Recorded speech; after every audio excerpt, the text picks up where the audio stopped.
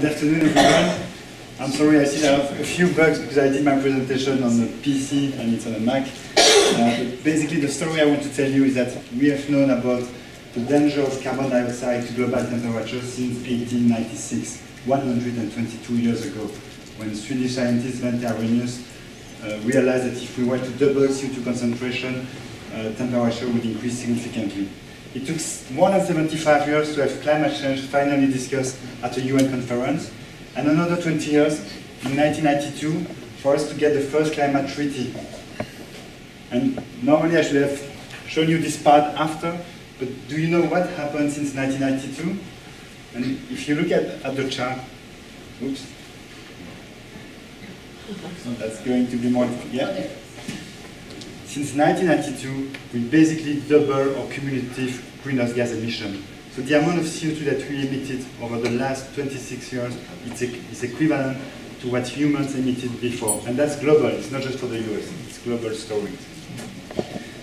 So basically, and we know there are many consequences, so it was already mentioned before, but we have more. Just last year, the hurricane season claims hundreds of lives just in the US and the Caribbean, and this was for more than $300 billion of assets. So what's missing? What's missing, I think, and I'm going to give you two very brief examples, it's measurement. You can only manage what you measure.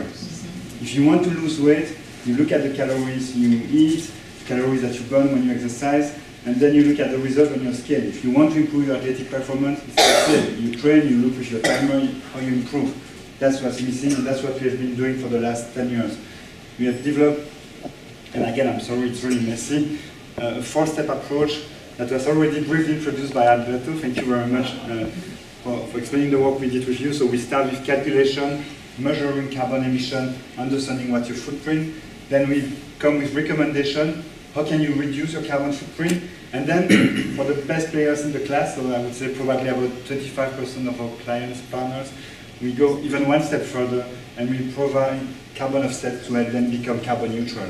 So they can get a seal, CO2 neutral, that they can use on their websites, on their products, and on anything. So we also support the communication.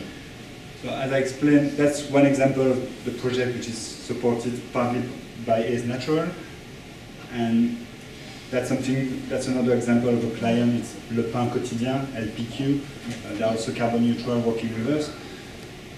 That's a picture of the team in Belgium, because I started in Belgium. In the US, the team is still smaller with just 3 people. And some of the clients that we serve, so you see some larger organizations as well. We've been doing this for 10 years. Thank you.